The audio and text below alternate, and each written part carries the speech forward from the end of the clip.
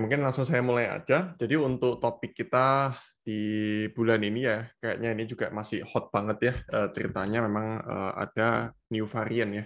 Jadi ada new variant yang kalau kita lihat di global ya, itu memang pertama kali ada di Afrika Selatan ya. Kemarin sudah dinamakan sama WHO Omicron ya. Dan ini kembali menimbulkan gejolak pasar ya, kurang lebih dalam 3 hari terakhir ya. Jadi 3 hari terakhir ini menimbulkan gejolak pasar. Nah, jadi kalau kita lihat muncul juga kembali larangan perjalanan ya, dan beberapa juga udah keluar dari Afrika ya. Kemarin kalau nggak salah sudah muncul di Hong Kong ya, di beberapa Asia lainnya dan termasuk juga Eropa dan US ya. Jadi itu. Nah, tapi kalau yang kita lihat memang sebenarnya selain itu di Eropa itu juga kalau kita lihat di peta di sebelah kiri ya, itu hotspot atau wilayah yang masih tinggi kasus COVID-nya itu sekarang masih ada di wilayah Eropa ya. Jadi memang beberapa new high lagi, terutama kayak di Jerman, di Prancis ya, itu kasus COVID-nya lagi meledak ya.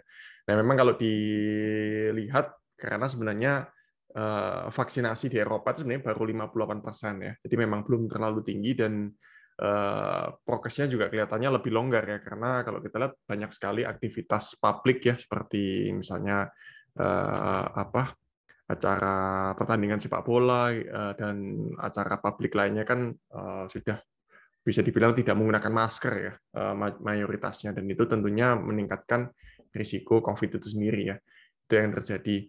Nah kemudian ya selain masalah yang banyak juga yang masih belum mau divaksin gitu ya di Eropa ya.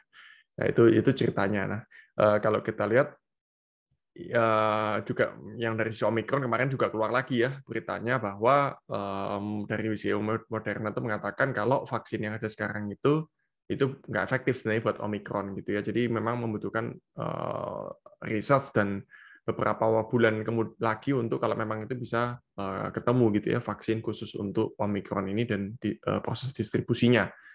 Nah, cuman sebenarnya yang positif adalah ya ini mungkin masih awal, tapi kita nggak tahu ya. Tapi pada prinsipnya kalau dari sisi statementnya dokter di Afrika Selatan mengatakan kalau risikonya ini masih rendah gitu ya dari varian ini, gitu ya. Dan dikatakan hanya gejalanya ringan ya.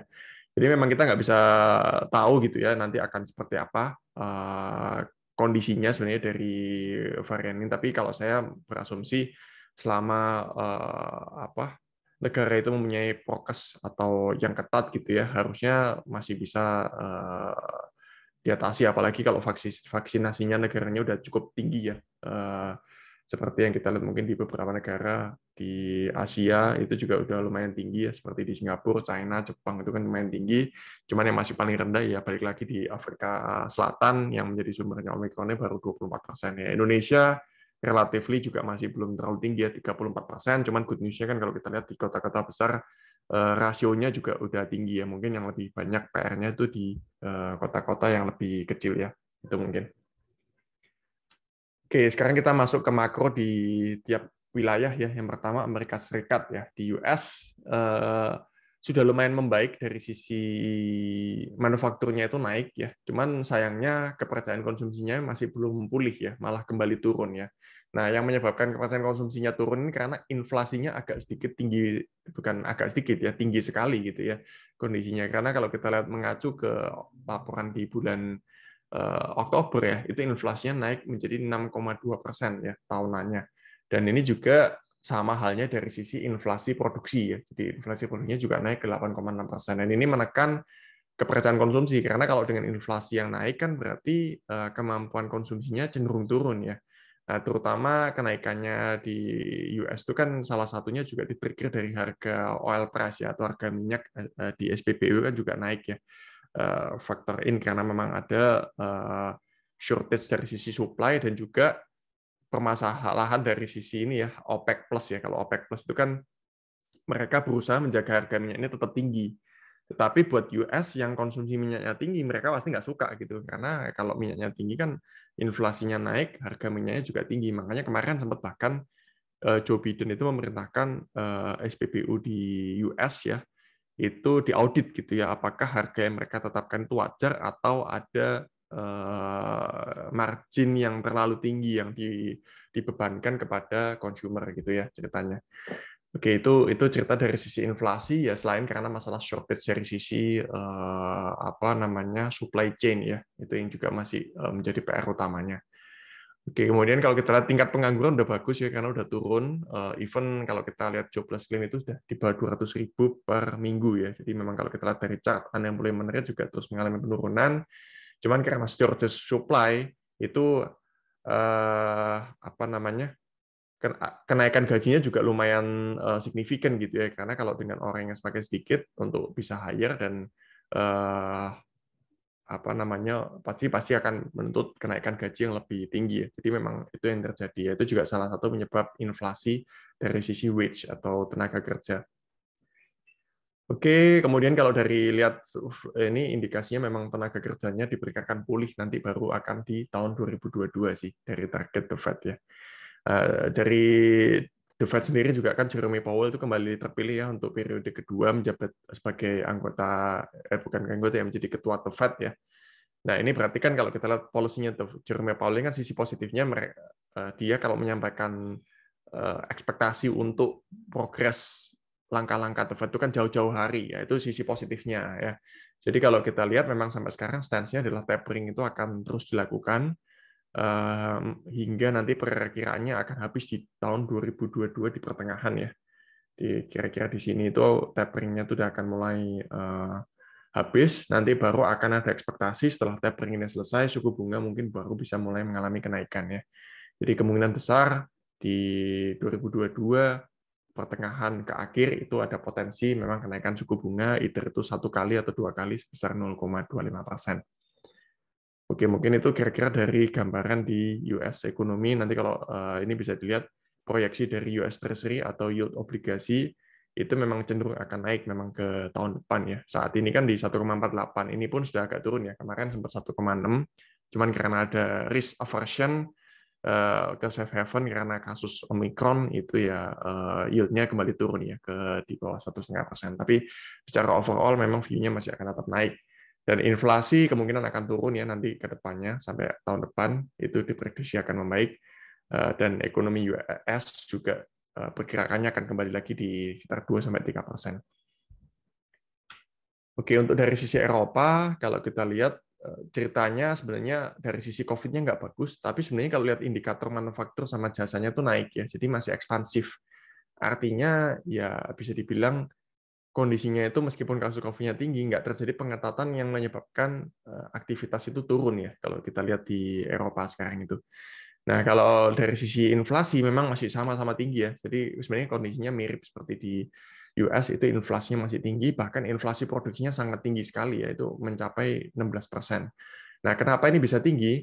Karena masih sama, kendala rantai pasokan ya. Terutama kalau kita lihat di Eropa, seperti di Jerman itu, kekurangan bahan baku untuk produksi kendaraan ya, atau mobil ya. Selain itu juga masalah di chip ya, chip distribution yang digunakan untuk elektronik, itu juga masih kendala gitu ya. Selain itu dari sisi ini apa namanya masalah angkutan ya, angkutan itu juga masih belum solve sebenarnya kondisinya ya. Jadi memang sampai bulan kemarin itu belum kelihatan ya sisi positifnya dari sisi situ ya. Jadi kelihatannya inflasi ini masih akan terus tinggi ya. Mungkin nanti baru akan solve nanti di kuartal 1 2022 ya, assuming juga memang nggak ada pengetatan yang berlebihan lagi seperti sebelumnya. Oke, dari sisi stimulus, memang ECB ini belum statement akan naikkan suku bunga. Cuman mirip seperti US bahwa mereka akan gradually mengurangi stimulus mereka yang namanya PEPP ya, Pandemic Emergency Purchase Program. Ini akan cenderung nanti mulai akan menurun ya. Dan sampai sekarang sih indikasinya Maret 2022 itu stop. Ya, jadi stimulusnya akan dihentikan untuk yang PEPP. Dia masih ada satu lagi yang stimulus yang lain ini masih akan berlangsung ya. Tapi yang untuk khusus untuk pandemik yang memang dibikin selama pandemik itu rencananya akan dihentikan di bulan Maret 2022 ya. Oke, kalau dari sisi tenaga kerja sebenarnya udah positif ya, di Eropa itu udah hampir kembali ke pre-COVID level, cuman memang sebenarnya masih shortage lagi karena permintaannya kan lebih tinggi dibanding sebelum pre-COVID itu yang terjadi saat ini ya. Oke, kemudian sektor pariwisata juga kelihatannya udah mulai membaik ya kalau dilihat di Eropa yang juga bisa dibilang negara yang berpengaruh dari sisi sektor pariwisata juga ya, untuk dari sisi pertumbuhan ekonominya ya, seperti di Perancis itu kan lumayan besar ya, seperti di Perancis, Spanyol itu lumayan besar pengaruhnya. Oke, mungkin ceritanya sama ya kalau dari sisi ekonomi proyeksinya nanti akan cenderung menurun ya di tahun depan karena kalau tahun ini kan tahun recovery, tahun depan adalah tahun stability ekspektasinya dan dari sisi inflasi juga prediksinya akan menurun ya. Oke, kita ke China. Nah, kalau China, manufakturnya udah membaik sebenarnya dibanding bulan sebelumnya, karena udah meningkat lagi. Cuman masih sama, PR-nya adalah dari sisi inflasi produksi itu juga kembali naik ke angka 13%. Basically, inflasi di China itu yang dari sisi produksi itu karena masalah di harga batu bara yang menjadi sumber energi utama terbesar di China kan masih coal, dan memang udah agak turunan sih sebenarnya dari sisi batu bara, cuman ya kalau dibilang penurunan dibanding sebelum COVID ya masih jauh gitu ya, masih angkanya sekitar 150 sampai 170 dolar per ini ya Newcastle-nya ya. Jadi itu masih tinggi, kemudian harga baja dan minyak juga relatif masih lumayan tinggi ya, meskipun sudah turun juga ya. Jadi batu bara sama baja itu sudah agak turun, kalau minyak mungkin masih stabil ya harganya. Jadi itu yang penyebab utamanya. Tetapi kalau kita lihat China kan cuma main agresif tuh, mereka meningkatkan supply dari coal ya, terutama dari supply internalnya. Jadi kelihatannya harusnya ke depan ini bisa solve sih dari sisi cost produksinya ini. Itu sih gambarannya. Nah, kalau kita dari capacity produksi karena manufakturnya ini naik, banyak juga yang udah even produksinya itu kembali ke pre-COVID level ya. Jadi beberapa sektor itu kalau kita lihat seperti di elektronik, komputer, chemical, farmasi, mining, food ini dari sisi produksinya udah recover gitu ya. Sudah recover bahkan lebih tinggi, cuman mungkin masih ada beberapa yang masih belum ya, seperti mobil, iron, dan metal ya. Ini masih belum kembali pulih gitu ya. Nah, jadi indikasinya sebenarnya manufakturnya di China itu sudah bagus sekali, tinggal masalahnya masih ada supply disrupsi dari sisi supply ya. Misalnya produksi dari China untuk masuk ke Eropa sama US ini yang masih terkendala ya, termasuk dari sisi shipping cost dan juga labor-nya. Jadi itu yang kita lihat karena China kan masih the biggest manufacturer industri ya di dunia ya. Dan ini memang sebenarnya dari sisi sini ada indikasi bahwa mungkin ke depannya manufaktur ini akan di-split ya, nggak hanya di China. Karena kalau mengandalkan China dan China-nya problem, kemudian supply chain-nya juga bermasalah, akhirnya nggak bisa terdistribusi itu barang dengan optimal. Oke, itu sih kira-kira. Nah, kemudian ini juga tambahan ya, kalau pemerintah di China itu lagi mempromosikan investasi yang mereka menggelontorkan another stimulus sih sebenarnya kalau dibilang ya, stimulus infrastruktur mirip kayak US ya. US kan juga keluarin stimulus infrastruktur 1 miliar dolar ya. 1 triliun dolar ya kalau di US. Nah, kalau ini Chinese yuan 1,2 triliun. Dan ini untuk tahun depan atau sekitar 2,3% dari PDB ya. Mereka ingin mengembangkan lebih ke teknologi ya, supaya menjadi terdepan ya. Bahkan kalau dibilang ya mungkin lebih unggul saat ini China daripada US dari sisi teknologi seperti 5G ya. Itu kira-kira yang arah yang akan dilihat oleh China ya. Berarti kalau seperti ini sebenarnya sisi positifnya adalah sektor teknologi akan bagus ya buat wilayah China kalau memang dia bisa lebih unggul daripada teknologi yang ada di US ya.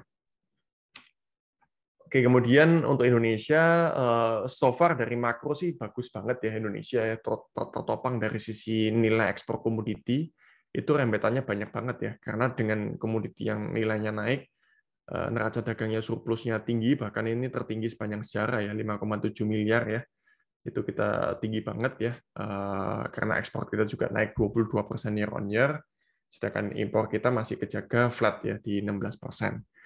Nah, itu sisi positifnya. Kemudian ya bisa dibilang PPKM kita juga udah longgar untuk sampai di bulan lalu ya. Memang nanti ada pengetatan lagi di akhir bulan ini ya, kelihatannya di PPKM level 3 akan dinaikin lagi karena anticipating lebaran. Tapi so far dari sisi kepercayaan konsumennya udah tinggi, manufakturnya tinggi ya, jalan-jalan udah mulai macet. Saya cek juga kalau di hotel-hotel kayaknya udah ramai banget dan kelihatannya udah banyak hotel yang harganya kembali ke level normal ya. Jadi bisa dibilang berarti kan permintaan juga udah tinggi banget ya. Nah, itu otomatis rentetan positifnya banyak ya kalau saya bilang ya. Belum dari sisi wilayah yang bergantung ke komoditi seperti CPO, itu pasti Sumatera bagus. Kemudian Kalimantan yang mungkin lebih dominate di coal juga itu harusnya juga ketopang tuh dari sisi ekonomi wilayahnya ya. Jadi itu tapi di satu sisi pasti inflasi akan mulai gradually naik ya harusnya ke depan.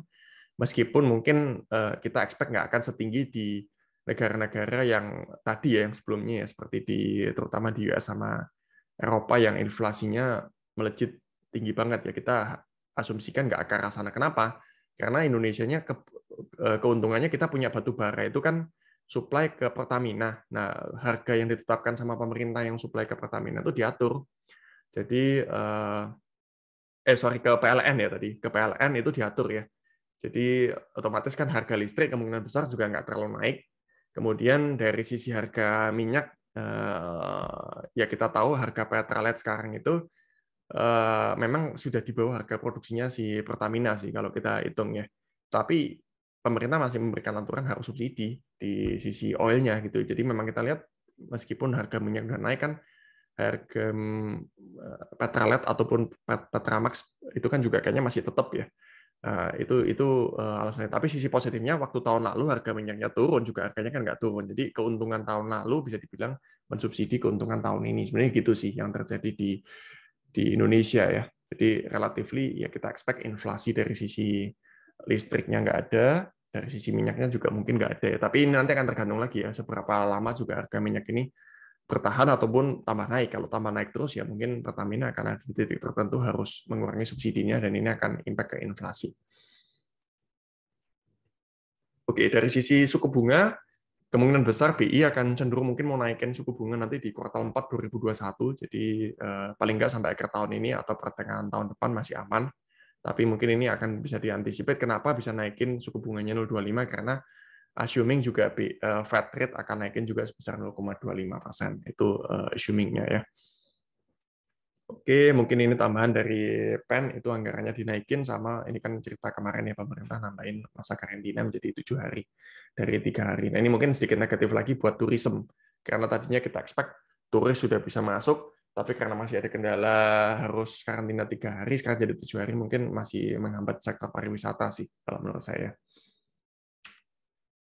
Oke, sekilas makronya itu, nah kalau kita masuk ke saham ya, kita masuk ke saham, memang akhir bulan ya sebenarnya dari awal bulan sampai menjelang akhir bulan masih bagus, tapi di akhir bulan kayaknya rontok semua karena cerita dari Omicron kemarin ya.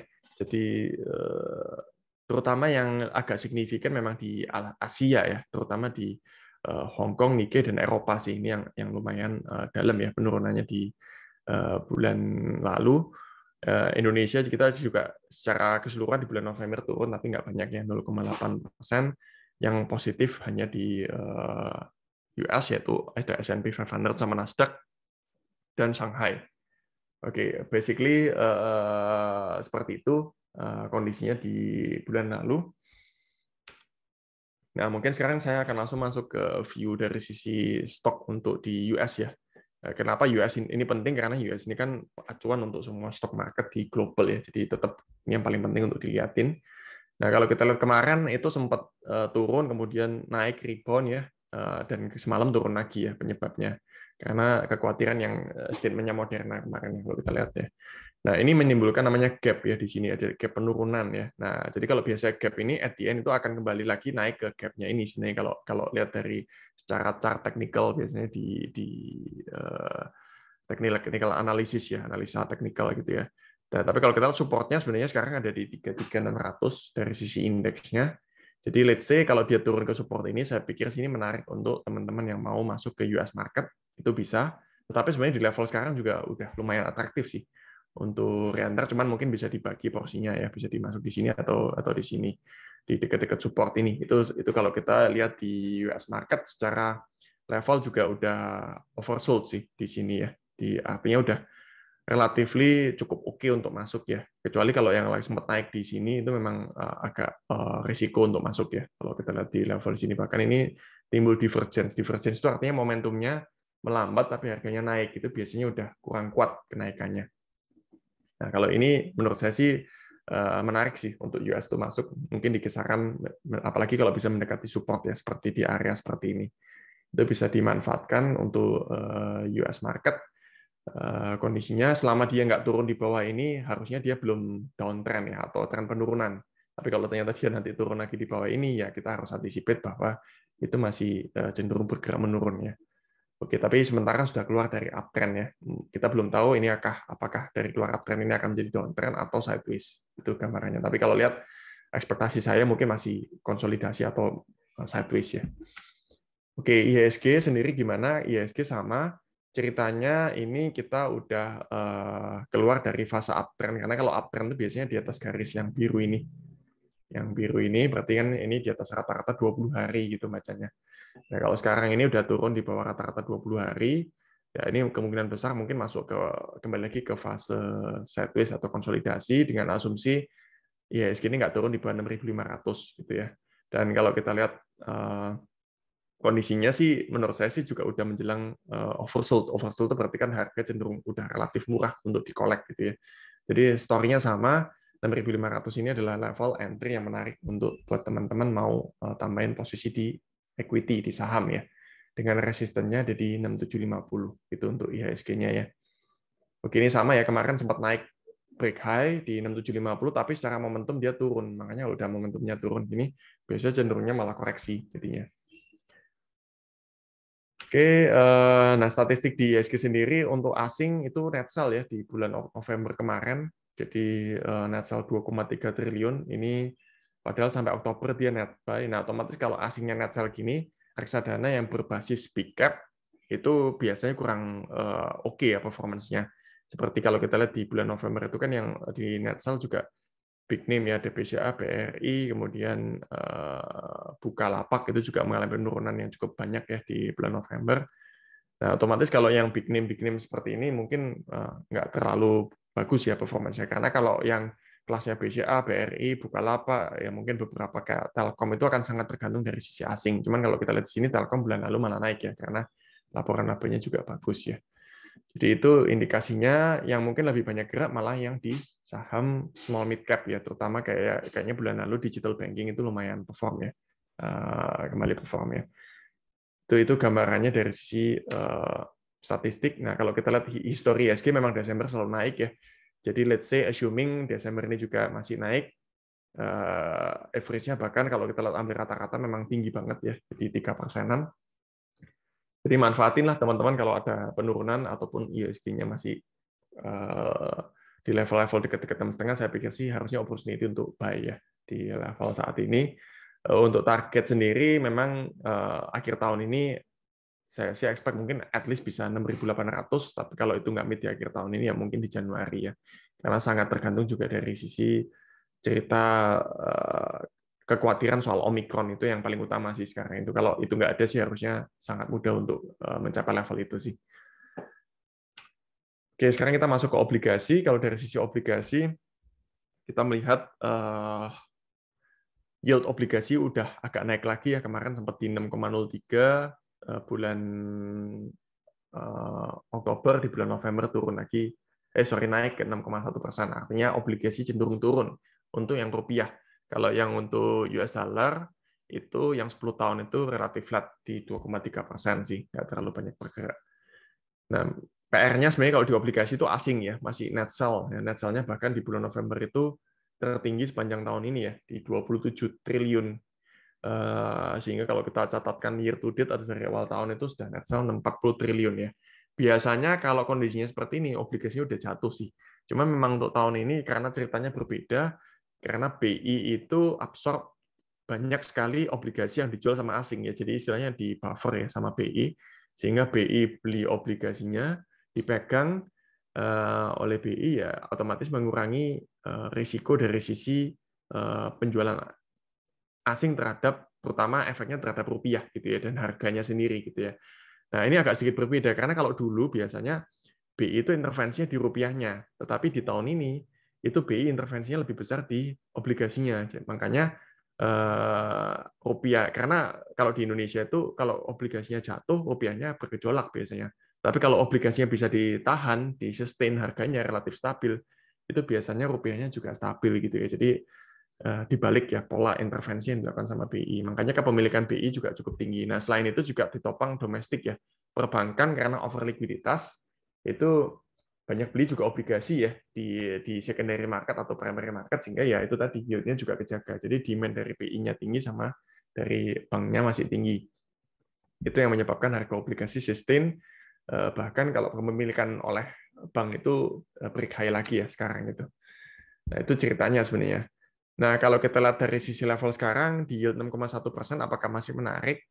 Memang bisa dibilang minim potensi capital gain ya, kalau dari level sekarang. Karena balik lagi, kalau kita bandingkan terhadap rata-rata selisih terhadap inflasi juga ya udah mepet gitu ya, meskipun mungkin masih ada ruang sedikit. Tapi assuming inflasi juga akan cenderung naik, ya mungkin sudah nggak terlalu ada value ya di situ. Kalau dibandingkan yield terhadap US yang obligasi US yang 10 tahun juga relatively udah mahal ya, udah premium ya, atau lebih mahal 0,5%. Jadi artinya kalau dibandingkan ini ya di level sekarang harusnya yield yang ada di market kan 6,1 mungkin ditambah 0,5 gitu ya, jadi harusnya di 6,6%.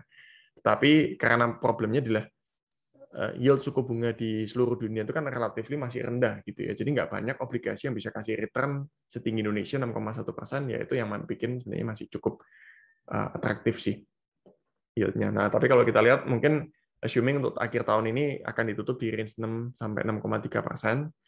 Jadi mungkin minim peluang capital gain, tapi untuk tahun depan memang harus diantisipasi karena kita sudah akan fokus ke potensi kenaikan suku bunga, ya tentunya yield obligasi akan cenderung mengalami kenaikan ya yield-nya, atau obligasinya cenderung turun ya.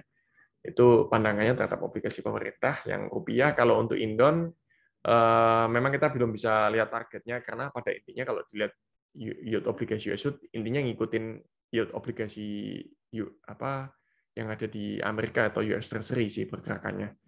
Nah, kalau kita lihat yang ada di sini sekarang, itu yield-nya menyempit ya. Artinya selisihnya itu semakin kecil ya, hanya tinggal 0,9%. Padahal kalau hampir rata-rata tuh selisih antara obligasi di Indonesia yang US sama di US itu sendiri, itu selisihnya biasanya 1,34%. Ya, jadi kalau bisa dibilang ya sekarang itu lagi premium ya, nggak terlalu menarik sebenarnya untuk yield yang ada di Indon gitu ya. Jadi mungkin kita nggak akan terlalu rekomendasikan juga untuk Indon saat ini. Oke, itu kira-kira pandangan dari sisi obligasi rupiah sama US.